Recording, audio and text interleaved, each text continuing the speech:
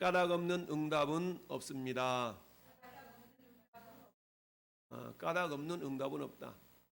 반어법이죠. 뒤집어놓고 말하면 응답에는 반드시 까닭이 있다라는 얘기죠. 한번 고백합시다. 응답에는 분명한 까닭이 있습니다. 그렇습니다. 까닭 없는 응답이 없다. 응답에는 분명한 까닭이 있다. 이런 의미가 되겠죠. 할렐루야.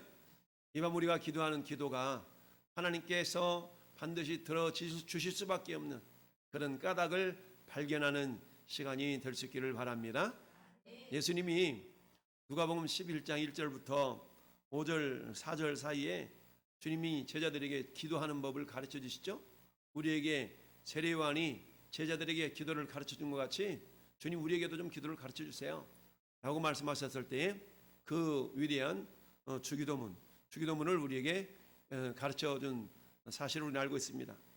물론 마태복음 6장과 누가복음 11장에는 간략하게 나타나 있지만 우리가 기도의 고백으로 드리고 있는 주기도문은 마태복음 5장의 주기도문이죠. 자, 이렇게 주기도문을 가르쳐 준 다음에 자, 주님이 또 이르시되 이렇게 말씀하세요. 또 이르시되 기도의 정석을 말씀해 주셨어요. 1절부터 4절까지는 기도의 정석, 기도의 모범을 보여주셨어요. 그러면 기도의 모범을 보여주시면서 또 이르시되 이거 뭔가 추가적인 지혜와 어떤 추가적인 어떤 노하우를 우리 주님이 가르쳐주고 계십니다. 또 이르시되 너희 중에 누가 벗이 있는데 밤중에 그에게 가서 말하기를 벗이여 떡 세 덩어리를 나한테 좀 구워주라. 내 벗이 여행 중에 내게 왔으나 내가 먹일 것이 없노라.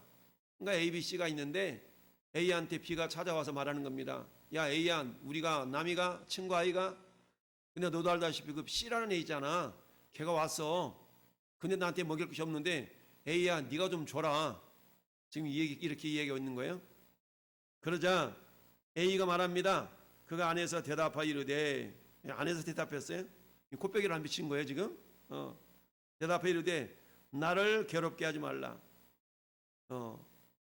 이미 문이 닫혔고 아이들이 나와 함께 침실에 누웠으니 일어나 내게 줄 수 없노라 하겠느냐. 지금 어떤 시간입니까? 늦은 시간에 찾아온 거예요. 밥도 다 먹고 지금 잠자리에 누워 있어요.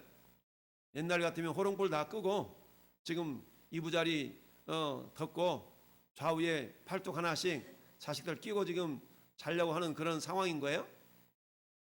그러면서 내게 일어나 줄 수가 없겠노라 하겠느냐. 그따고 없다라고 못 주겠느냐. 내가 너희에게 말하노니 비록 벗됨으로 인하여서는 일어나 주지 아니할지라도 그 간청함을 인하여 일어나 그 요구대로 주리라. 할렐루야. 자, 여러분 오늘 8절에 기도응답의 그 비밀이 담겨져 있어요. 자, 8절에서 기도응답을 하나님이 두 가지로 역사하신다라는 것을 우리에게 가르쳐 주고 있습니다.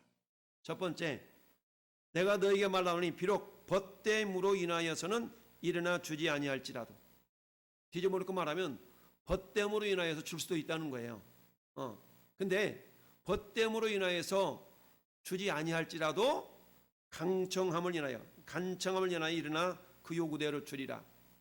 그러니까 기도 응답의 방법이 두 가지가 있는데 첫 번째는 우리가 남이냐? 무슨 사이? 친구 사이 아니냐? 그러니까 어때요? 따라합시다. 관계성. 관계성을 보시고 우리 하나님이 응답의 역사가 있을 수가 있다는 얘기입니다. 그렇다면 내가 하나님께 너는 내게 부르짖으라. 내가 내게 응답하겠고 내가 알지 못하는 크고 은밀한 일을 내게 보이리라. 여러분 관계성도 왜 그러잖아요. 어느 카톡인가 어디 보니까 그런 질문을 던진 이야기가 있던데 관계가 얼마나 친해야 축의금을 내는데 10만 원을 내야 될까? 요즘은 돈이 돈 같지가 않아가지고 왠지 좀 가깝다 싶으면 10만 원 정도는 미니멈으로 해야 축의금을 좀 하는 것 같고 5만 원 정도 하면은 그냥 인사치레 하는 것 같고 이런 어떤 관계다 보니까 어떤 분이 질문을 던졌더라고요. 공론화를 시켰어요. 과연 얼마나 좀 친해야 10만 원을 이렇게 축의금으로 할 수 있겠냐? 물론 이거 보통 사람의 경우에요. 있는 사람이야 뭐 몇백만 원이라도 할 수 있겠지만 보통 사람의 평범한 셀러리맨의 경우에 얼마나 관계가 있어야만이 10만 원 정도 이렇게 축의금을 내도 되겠느냐라는 관계성에 대한 질문을 이렇게 공론화시켰던 걸 본 적이 있는데 마찬가지입니다. 지금 친구는 친구인데 어떤 친구예요? 가서 부탁을 하면 들어줄 수도 있는 친구.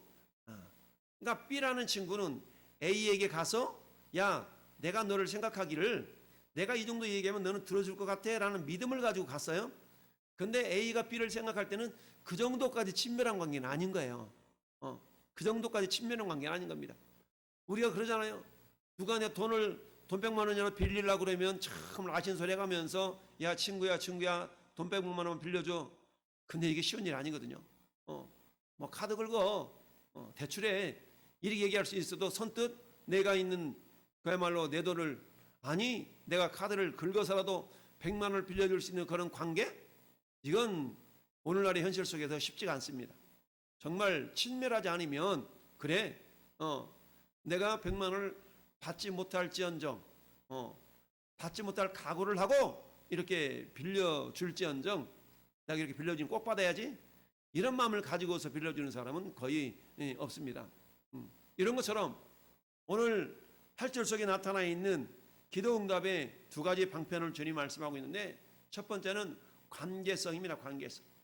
A라는 친구는 B라는 친구를 B가 A를 생각하는 만큼 A가 B를 생각하고 있지 않는 거예요. 자, 이것은 뭘 의미하느냐면 오늘날 우리가 하나님을 생각하는 나와 하나님과의 관계성도 그럴 수 있다는 얘기입니다. 나더러 주여 주여 하는 자마다 다 천국에 들어가는 것이 아니다. 무슨 말입니까? 내 입장에서는 내가 주님을 주님이라고 하면 나는 분명 하나님의 자녀로서 천국에 들어갈 줄 알았는데 우리 하나님 입장에 볼 때는 야, 너 나한테 주님 주님 한다고 다 되는 게 아니야 이놈아. 야, 주님이라고 말만 했지 너가 내 말을 듣는 게 뭐가 있어. 우리 흔히 그런 경우 있죠. 부모 자식 간의 관계 속에서도 너는 아실 때만 아빠라고 부르냐? 너는 아실 때만 엄마를 찾냐? 너는 아실 때만 아빠 찾냐? 평상시에는 코빼기도 비치지 않고 방콕하다가 뭔가 아쉬워서 필요할 때만 아빠 엄마를 찾는다면 이건 정상적인 가족관계가 된다라고 볼 수가 없겠죠. 평상시 항상 친밀한 관계를 유지하고 있다면 눈빛만 봐도 뭐가 필요한데 이렇게 알 수 있을 터인데 그런 친밀한 관계가 아니다 보면 어때요? 무슨 일인데? 왜? 뭔 일 있어? 이렇게 질문할 수밖에 없다는 얘기입니다. 그런데 평상시에 친밀한 관계다 보면 야 내가 뭔 일 있구나. 그래 뭔데? 이렇게 친밀하게 이야기해 볼 수 있는 것이죠. 여러분 에베소서 3장 20절에는 그런 말씀이 있다고 그랬죠. 우리 하나님 어떤 분이에요? 우리가 생각하는 것이나 구하는 것보다 넘치도록 역사하실 분이에요. 우리가 구하는 것이나 생각하는 것 능히 넘치도록 역사할 수 있는 하나님이라는 얘기입니다. 할렐루야. 그러니까 우리가 딱 하나님 알았다. 우리가 구하거나 생각하는 것보다 능히 넘치도록 역사할 하나님. 무슨 말입니까? 관계성이 그만큼 친밀하다는 얘기죠. 친밀하다는 얘기입니다. 여러분 저와 우리가 하나님과의 관계 나는 그럼 하나님과의 관계는 어떤 관계인가? 혹시 착각하고 있는 관계는 아닌가? 내가 필요할 때만 하나님 찾는 그런 관계는 아닌가? 여러분 관계라는 것은 평상시에 쌓아놓는 거잖아요. 평상시에 쌓아놓을 때에 위기 상황 가운데 그 관계가 유용성 있게 사용된다 그러면 좀 뭐하지만 그런 거 아니겠어요? 우리와 하나님과의 관계도 마찬가지입니다. 하나님은 데살로니가전서 5장에서 뭐라고 말씀하세요? 항상 기뻐하라. 쉬지 말고 기도하라는 얘기예요. 쉬지 말고 기도하라는 얘기는 뭐예요? 항상 하나님과 교통이 끊어지지 않도록 하나님과 소통이 멈추지 않도록 하라는 얘기입니다. 그런데 많은 경우 어떻습니까? 일주일 내내 자기 마음대로 살다가 주일날 툭탁 성경책 툭탁 먼지 털어서 예배당에 와서 요즘은 성경책도 안 갖고 다니잖아요. 예배당에 와서 하나님 앞에 하나님 나왔어요. 그래? 돌 항아리 물 좀 떠가지고 왔냐? 돌 항아리가 뭔데요? 내가 너한테 돌 항아리 6개 줬지 않냐? 물 좀 채웠어? 언제 채우라고 그랬어요? 우리 이런 삶을 살고 있지는 않은가? 지난주에 말씀드렸던 것처럼 하나님께서 우리에게 돌 항아리 6개를 주셨는데 월화수목금토 그 돌 항아리에 아구까지 물을 채우는 겁니다. 주님 이만큼 채울까요? 좀 더 채워봐. 주님 이만큼이면 될 것 같아요? 그래 됐다. 이튿날에 주님 이만큼 채울까요? 좀 더 채워봐. 이만큼 채울까요? 아니 좀 더. 이만큼요? 그래 된 것 같아. 계속적으로 주님과 소통이 끊어지지 않는 관계가 일로 월화수목금토 6개월 동안 이루어질 때 됐다.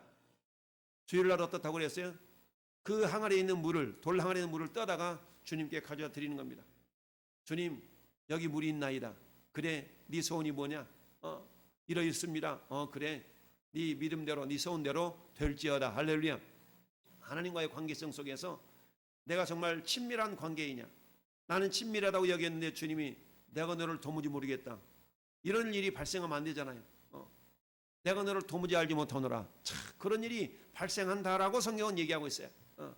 나더러 주여 주여 하는 자마다 다 천국에 들어갈 것이 아니라. 그렇다면 주여 주여 하는 자마다 다 천국에 들어갈 것이 아니라. 이 말은 주여 주여 하는 자가 들어가긴 하는데 그렇지 않는 자가 있다는 얘기입니다. 할렐루야. 네. 이것은 어떤 의미를 말씀하냐면 친밀도를 말한다고 그래요. 친밀도. 할렐루야. 친밀도는 평상시에 하나님과 우리의 관계를 설정하는 그런 내용입니다.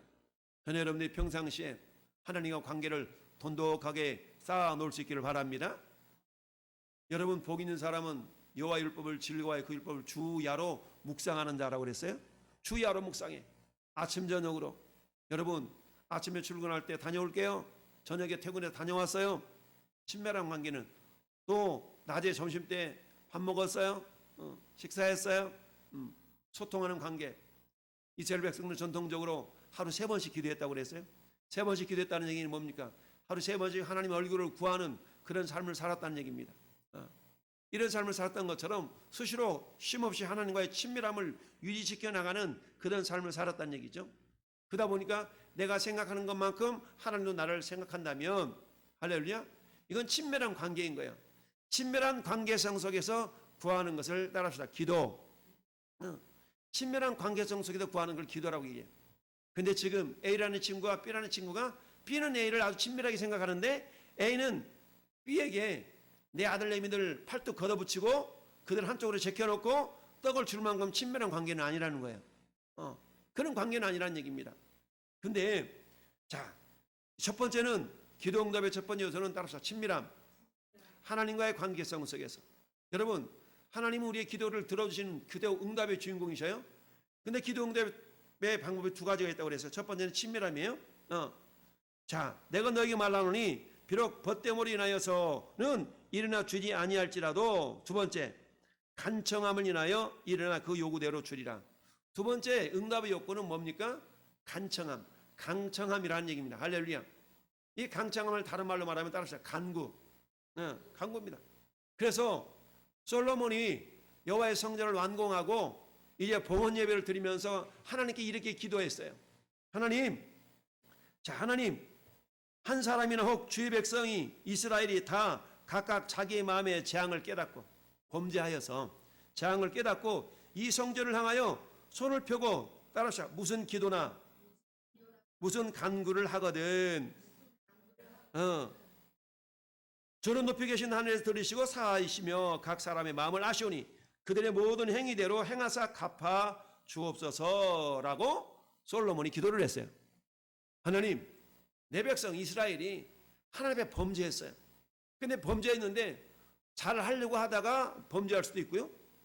의도적으로 범죄할 수 있지 않겠습니까? 그러면 하나님 다 아시니까 잘 하려고 하다가 범죄한 경우 회개하면서 하나님 앞에 기도할 때 이 사람의 기도는 기도라고 얘기할 수 있다는 얘기죠. 이 사람이 구하는 것은. 그런데 평상시에 관계가 서먹서먹한데 어떻게 하다가 범죄했어. 그렇다 할지라도 하나님 앞에 나와서 간구하면 우리 하나님 자비가 많으시고 긍휼이 풍성하신 하나님 그들을 사하시고 용서해 주시고 응답해 달라는 그런 내용을 말씀하고 있는 겁니다. 할렐루야. 그래서 오늘 이 밤에 저는 여러분들에게 주님이 가르쳐 주신 가장 정통적인 기도의 틀은 주님이 가르쳐 주신 기도예요. 근데 거기다가 더불어서 그렇지만 나는 이러한 또 원칙도 가지고 있다라고 추가적으로 주님이 말씀하고 있는데 그것은 첫 번째는 뭐라고요?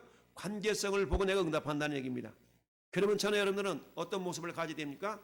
관계성을 우리 하나님과의 관계성을 돈독하게 만들어가는 그런 삶을 가져야 된다는 얘기입니다. 너 나 알아? 아, 저 왜 모르세요? 저 그 이리끼리 만났잖아요. 저 생각이 안 나는데요. 세상 뭐라 쌩까면 그렇잖아요. 나는 저 사람을 잘 안다고 자부했는데 저 사람이 나를 모른다라고 할 수 있다는 얘기죠. 관계성이라는 것은 일방적일 수 없어요. 상호간에 뭔가 소통과 교통과 커뮤니케이션을 통하여서 그 관계가 돈독이 이루어질 수가 있는 겁니다. 나는 대통령을 잘 안다고 했지만 만나본 적도 없고 통화해 본 적도 없고 이런다고 우리는 잘한다라고 할 수 없다는 얘기입니다. 이런 관계성 속에서 그래도 때 억울하니까 청와대에 때 청원도 올리고 뭣도 올리고 하는 가운데 채택이 되어지면 이 사람 좀 들어주라. 마치 누가복음 18장에 불의한 재판관 이야기 있지 않습니까? 이게 뭐라고요? 이게 간구라는 얘기입니다. 간구. 저 사람은 상관이 없어요. 그렇지만 귀찮으니까 귀찮아. 빨리 들어줘. 이게 간구라는 얘기죠. 그런데 여러분 히스기야의 기도는 뭡니까? 히스기야의 기도는 어때요? 하나님이 택하신 백성 아니겠어요? 그가 죽을 병이 들었지만 하나님, 내가 하나님 앞에 전실과 진심으로 행하였던 그거 보시고 나를 구해달라. 여기는 두 가지 의미가 다 포함이 되어 있는 거예요. 저쪽으로 히스기야 왕은 하나님이 세우신 왕인 것을 하나님도 알고 히스기야도 알았다는 얘기죠. 관계성이 이미 돈독히 되어져 있는 거예요. 할렐루야. 그런 관계성 속에서 기도하니까 어때요? 성전마당, 궁전마당을 떠나기도 전에 하나님 이사야 선지자가 돌아가서 내 종 히스기야에게 죽지 않고 산다 그래라 라고 즉각적인 응답의 역사가 있었다라는 얘기입니다. 할렐루야. 여러분 9절부터 뒤로 13절까지는 관계성에 대한 이야기입니다. 5절부터 8절까지는 간청함에 대한 이야기라면 9절부터 13절까지는 관계성에 대한 이야기예요. 야, 너희 중에 누가 아버지 된 자로서 누가 아들이 생선을 달라 그러는데 생선 대신 뱀 줄 자가 있겠냐? 부자지간인데 이건 뭐예요? 부자지간이라는 관계성이잖아요. 관계성. 근데 아들이 아빠 나 좀 고기 좀 줘요. 생선 좀 줘요. 그러네. 뱀 갖다 주면 생선이라 그럴 사람 없다는 얘기죠. 뿐만 아니라 어때요? 아버지는 그것보다 더 좋은 거 주신다는 얘기죠. 아빠 나 삼겹살 먹고 싶어요. 근데 여건만 된다 그러면 삼겹살 대신 뭐 사줘요? 소고기 사주러 간다는 얘기죠. 근데 형편이 못해서 인간인 경우는 형편이 못해서 그러지만 전능하신 하나님은 그렇지 않다는 얘기입니다. 할렐루야. 관계성이 돈독하면 우리가 구하는 것보다 생각하는 것보다 능히 넘치도록 역사하시는 하나님이신 줄 믿습니다. 그렇습니다. 그렇다면 오늘 이 사람이 그래요. 그 친구가 찾아왔지만 어때요? 벗됨으로 인하여서는 주지 아니할지라도 간청함을 인하여 요구대로 주리라. 할렐루야. 요구대로만 주는 거. 요구대로 넘치도록 주는 게 아니에요. 간청이라는 거는요 간접 넘침이 없어요. 기도는요 넘칩니다. 할렐루야. 기도 넘치는 겁니다. 그래서 저는 여러분이 무엇보다도 하나님과 관계성을 이 밤도 다시 한번 점검하면서 더욱더 주님과 친밀한 관계, 할렐루야, 그런 친밀한 관계를 이루어나가는 주인공이 될 수 있기를 바랍니다. 여러분, 누가복음 13장 두 장만 넘겨보세요. 두 장만 넘기 세 장입니까? 13장에 보면 10절부터 보면 10절부터 17절 사이에 제목이 뭐예요? 안식일에 꼬부라진 여자를 고치시다 라고 그랬죠? 꼬부라진 여자. 안식일에 꼬부라졌어. 뭐 때문에 병 들어가지고 꼬부라졌다는 얘기죠? 근데 그때 예수님이 안식일에 회당에서 가르치실 때에 18년 동안 10회 동안 귀신 들려 앓으며 꼬부라져 조금도 펴지 못하는 한 여자가 있더라. 예수께서 보시고 이르시되 여자여 내가 내 병에서 놓였다 하시고 안수하시니 여자가 곧 펴고 하나님께 영광을 돌리는지라. 아멘. 자, 여기서는 이 여자가 고쳐달라고 구했어요? 안 구했어요? 안 구했어. 근데 이 여자가 지금 어디 있어요? 회당에 뭐 하고 있어요?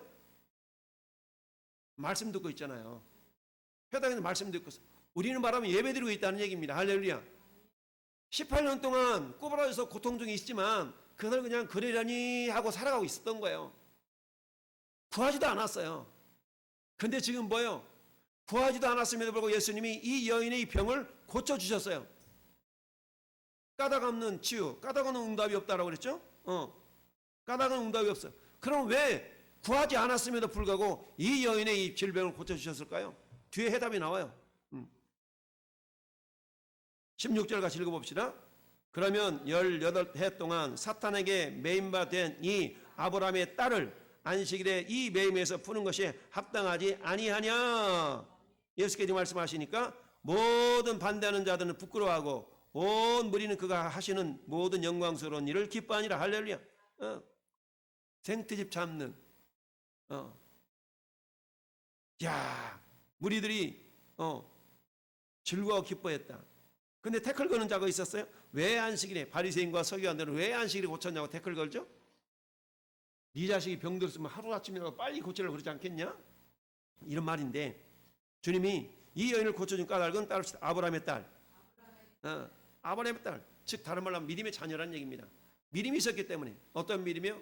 예수님과 나의 관계성을 분명히 가지고 있는 여인이었기 때문에 굳이 구하지 않았다 할지라도 관계성이 훌륭하니까 부모 자식 간의 관계성에서 이놈 봐라 뭔가 분명히 필요한 것 같은데 구하지도 않네. 알아서 해줘야지. 부모의 마음처럼 하나님도 그러시다는 얘기입니다. 할렐루야. 그렇다면 우리가 구하는 것이나 생각하는 것보다 능히 넘쳐서 역사할 수 있는 하나님이신데 여러분 이 밤에 우리가 해야 될 것이 뭡니까? 뭐니 해도 나와 하나님의 관계를 또 친밀하게 이루어가는 것이 필요합니다. 할렐루야. 그럼 하나님과 내가 가까이 하다는 주님 저는 하나님을 가까이 해요. 하나님 저는 하나님을 가까이 하고 있어요. 나는 증거가 뭡니까? 기도하는 것이요, 말씀을 가까이 하는 것이요, 예배하는 것이요. 할렐루야. 이런 거죠.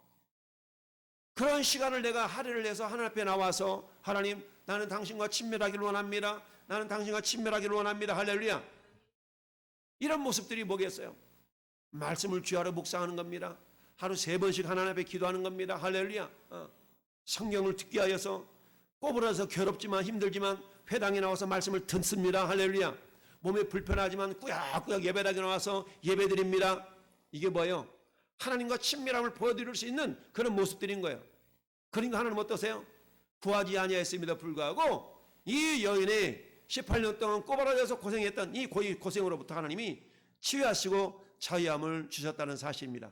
사는 성도 여러분, 이 밤에 우리가 하나님 앞에 나와서 기도할 때 우리 모두가 다 모든 기도 제목을 다 구할 수는 없어요. 그러나 하나님은 우리의 기도와 간구 이외에 우리가 구하지 않은 것까지라도 아시는 줄 믿습니다. 우리가 하나님과 관계가 밀접하고 친밀하다면 내가 구하지 않은 것까지라도 18년 동안 해결하지 못했던 그 문제를 할지라도 우리 하나님께서는 내가 이 문제 해결해 줘야 되겠구나 라고 하나님이 자발적으로 그 문제를 해결해 주실 수 있는 은혜의 하나님이시오 사랑의 하나님이신 줄 믿습니다. 저와 여러분이 무엇보다 하나님과의 관계성을 돈독히 그런 만들어가는 일에 최선을 다하여서 하나님 내가 구하지 않아도 내가 생각하지 못한 것까지라도 응답의 역사, 회복의 역사를 이루시는 하나님 능력을 경험할 수 있기를 예수님의 이름으로 축원합니다.